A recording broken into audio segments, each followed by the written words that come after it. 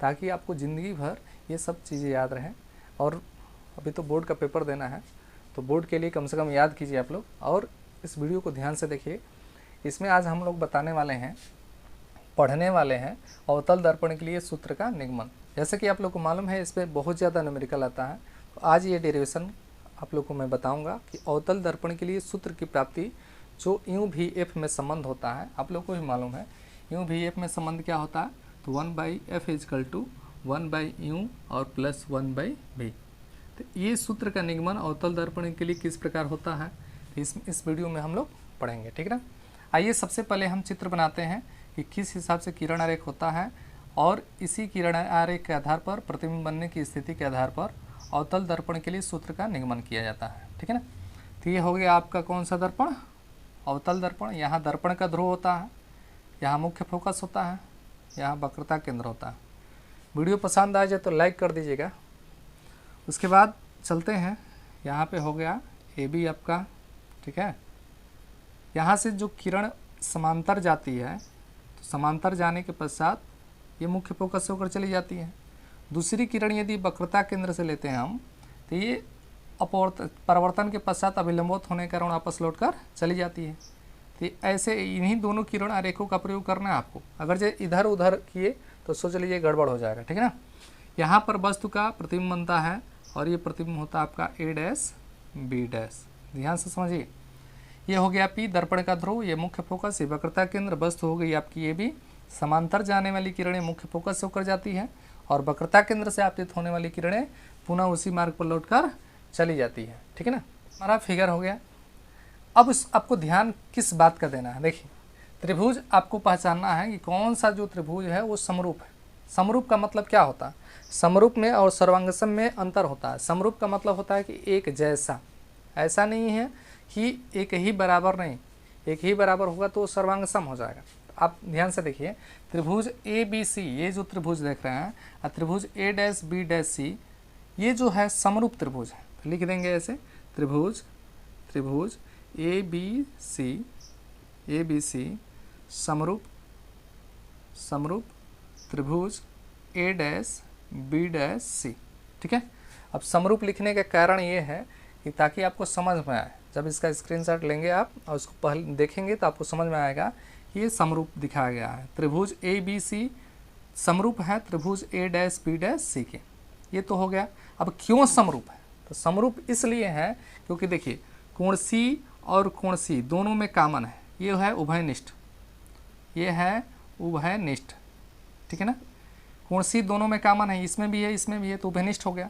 कोण जो बी है, कोण बी और कोण एफ, याद रखिए कोण बी डैश, यहाँ देखिए ये वाला एंगल और ये वाला एंगल, दोनों एंगल समकोण होगा। कोण बी इजकल टू हो जाएगा कोण बी डैश, ये हो जाएगा समकोण, ये हो जाएगा समकोण। तो अब बताइए, दो त्रिभुज हैं जिसमें दो कोण आपस में बराबर हैं, तो कन्फर्म है कि तीसरा कोण आपस में बराबर हो जाएगा। जब ऐसा स्थिति होता है तो यहाँ पे ज्यामिति का एक नियम लगाया जाता है, और ये ज्यामिति का नियम क्या होता है, ज्यामिति के नियमानुसार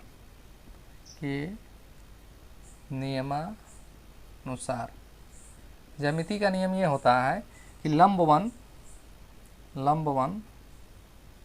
बटा लंब 2, और उसके बाद हो जाएगा आधार 1 बटा आधार 2, ठीक है। लंब 1 बटा लंब 2 बराबर आधार 1 बटा में आधार 2, यानी लंब 1 का मतलब पहला का लंब 2 का मतलब दूसरे त्रिभुज का लंब, आधार 1 का मतलब पहले का आधार, और आधार 2 का मतलब दूसरे का आधार। चलिए इसको हल करते हैं। तो पहले का लंब क्या हो जाएगा आपका, ए बी हो जाएगा। दूसरे का लंब क्या हो जाएगा, ए डैश बी डैश। पहले का आधार क्या होगा, बी सी हो जाएगा आपका। दूसरे का आधार क्या हो जाएगा, बी डैश सी हो जाएगा। इसको मान लेंगे समीकरण नंबर 1। सेम टू सेम यहाँ पे एक लंब मान लीजिए, यहाँ से ये लंब मान लिए हम एम एन। अब देखिए त्रिभुज एम एन एफ, ये वाला त्रिभुज ए डैश बी डैश एफ, जो कंडीशन इसका है वही कंडीशन इनका होगा। सेम टू सेम यही कहानी लिखेंगे आप लिखिए त्रिभुज एम एन एफ और त्रिभुज ए डैश बी डैश एफ में, ध्यान से समझिए, त्रिभुज एम एन एफ तथा त्रिभुज ए डैश बी डैश एफ में। यहाँ पे भी क्या होगा, वही सिस्टम लगाइए, लंब 1 बटा में लंब 2, तो इसका लंब क्या हो जाएगा आपका एम एन हो जाएगा, इसका लंब हो जाएगा ए डैश बी डैश, दूसरा का ये आधार क्या हो जाएगा आपका एन एफ हो जाएगा, इसका आधार हो जाएगा आपका बी डैश एफ हो जाएगा। अब ध्यान देने वाली बात यह है कि देखिए ए बी और एम एन दोनों आपस में बराबर होंगे, तो यहाँ हम लिख देंगे यदि A B is equal to M N, क्योंकि समांतर है, समांतर रेखाओं के बीच की दूरी प्रत्येक जगह क्या होती है, बराबर होती है। अब एम एन की जगह पे आप ए बी रख दीजिए, तो ये हो जाएगा ए बी और by A dash B dash, और ये हो जाएगा एन एफ, अब बटा में हो जाएगा बी डैश एफ। इसको मान लीजिए समीकरण नंबर 2। अब देखिए ध्यान से, हुआ ये, दोनों को समीकरण को देखेंगे आप तो आपको दिखाई देगा कि यहाँ भी है ए बी बटा में ए डैश बी डैश, और यहाँ भी है ए बी बटा में ए डैश बी डैश। जब ये दोनों पक्ष आपस में बराबर हैं तो कन्फर्म है कि ये दोनों पक्ष भी आपस में बराबर हो जाएंगे। तो यहाँ लिखेंगे समीकरण 1 तथा 2 से, समीकरण 1 तथा 2 से क्या होगा, बी सी बटा में बी डैश सी, ये हो जाएगा बी सी और बटा में हो जाएगा बी डैश सी, और यहाँ हो जाएगा आपका एन एफ और बटा में हो जाएगा बी डैश एफ। ठीक है ना। अब एक बात समझिए, एन एफ क्या है, तो ये वाली दूरी है। एन एफ को एफ पी मानेंगे कब, जब ये वाली दूरी इग्नोर करेंगे तब। तो क्या कहा जाता है, लिखा जाता है चूँकि एन तथा पी की बीच की दूरी नगण्य है, अतः एन एफ बराबर हम लिख देंगे एफ पी, यानी इस एन एफ के जगह पे इसको इग्नोर कर देंगे, तो एन एफ के जगह पे आप क्या लिखेंगे, एफ पी लिखेंगे। अब समीकरण हमारा क्या बनेगा, तो समीकरण बनेगा, आइए, ये हो जाएगा बी सी, अब बटा में हो जाएगा बी डैश सी, उसके बाद हो जाएगा एफ पी और बटा में हो जाएगा बी डैश एफ। ये हो जाएगा समीकरण नंबर हमारा 3। उसके बाद अब यहाँ यूज करेंगे हम चिन्ह नियम परिपाटी का। अब चिन्ह नियम परिपाटी का यूज कैसे करेंगे, देखिए सबसे पहले देखिए आप लोग को बताए हैं कि जो भी दूरियाँ होती है, पिछली वीडियो में जो चिन्ह नियम परिपाटी पढ़ाए थे तो वहाँ हम बताए थे कि जितनी भी दूरियाँ होती है दर्पण के ध्रुव से मापी जाती है। तो जितना यहाँ पे देख रहे हैं आप P C B F P B dash F B dash P, इसमें केवल एफ पी को छोड़ दिया जाए तो किसी में पी नहीं है। तो इन दूरियों को हम निकालेंगे इनकी सहायता से। जो चिन्ह नियम परिपाटी में 3 राशि हमको मालूम है, वस्तु की दूरी, प्रतिबिंब की दूरी और फोकस दूरी, उनकी सहायता से इन सबको हम निकालेंगे। ठीक है ना। देखिए कैसे निकालते हैं, ध्यान से समझिए इसको। ये हो जाएगा बी सी, देखिए बी सी कहाँ है, ये वाली दूरी बी सी है। बी सी कोई चिन्ह नियम परिपाटी में दूरी नहीं होती है। बी सी का मान निकालने के लिए यदि पी बी में से पी सी को घटा दें, याद रखिए, देखिए पी बी में से पी सी को क्या कर दें, घटा दें, तो मिल जाएगा हमको क्या चीज़, बी सी।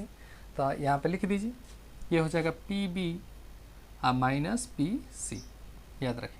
उसके बाद बी डैश सी का मान कैसे निकालेंगे, बी डैश सी का मान, देखिए बी डैश सी का मान कहाँ है, तो बी डैश सी ये है। अब इसमें क्या करेंगे कि यदि पी सी में से पी बी डैश घटा दें तो बी डैश सी मिल जाएगा। पी सी में से पी बी डैश घटा देंगे तो बी डैश सी मिल जाएगा। चलिए, तो ये क्या करेंगे हम यहाँ पे, P C minus P B dash. देखिए सबको हमको पी के फॉर्मेट में तोड़ना है, क्योंकि सभी दूरियां दर्पण के ध्रुव से ही मापी जाती है। ठीक है ना। उसके बाद हो जाएगा एफ पी, तो एफ पी को तो तोड़ना नहीं, ऑलरेडी यहाँ पे पी है तो इसको छोड़ दीजिए ऐसे ही।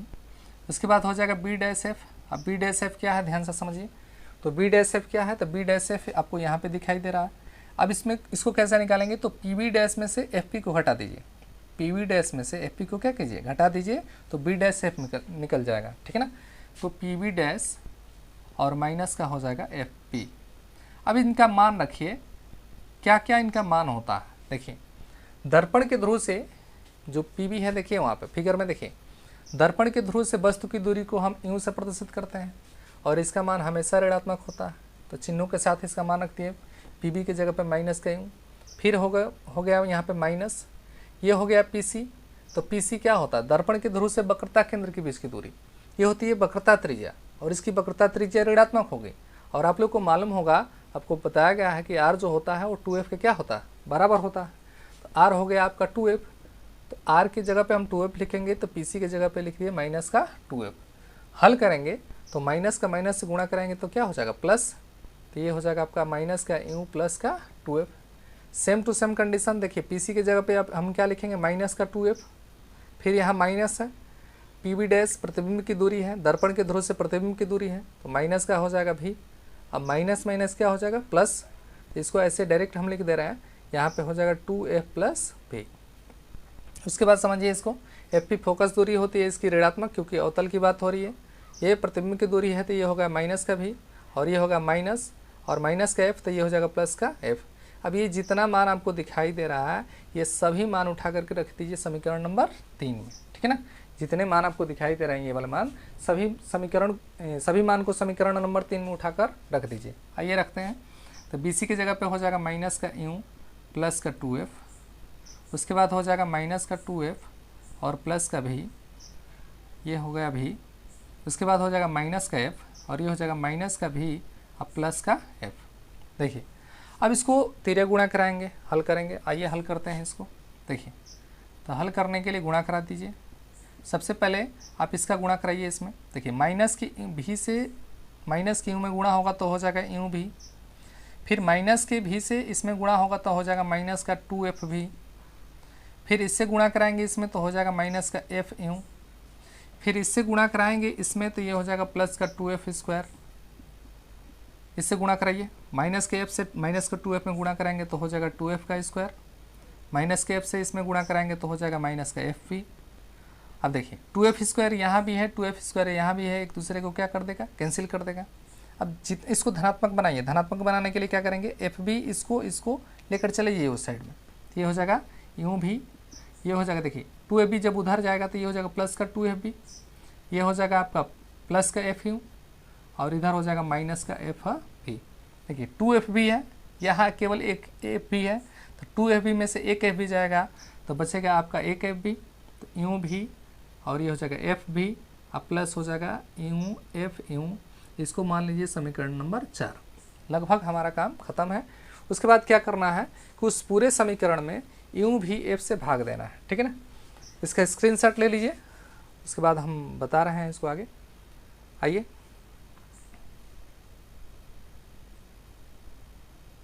चलिए देखिए, तो यहाँ पे क्या होगा, जो समीकरण मिला हमारा यूँ भी और प्लस इजकल टू एफ भी और प्लस एफ यूँ। अब भाग दीजिए इसमें यूँ भी एफ से, यूँ भी एफ से, यहाँ भी यूँ भी एफ से, यहाँ भी यूँ भी एफ से भाग देंगे तो यूँ भी से यूँ भी कट जाएगा, ये हो जाएगा 1/f, एफ भी से एफ भी कट जाएगा, वही हो जाएगा 1/u और एफ यू से एफ यू कटेगा तो हो जाएगा 1/v। तो इस प्रकार अवतल दर्पण के लिए हम सूत्र का निगमन कर सकते हैं, ठीक है ना।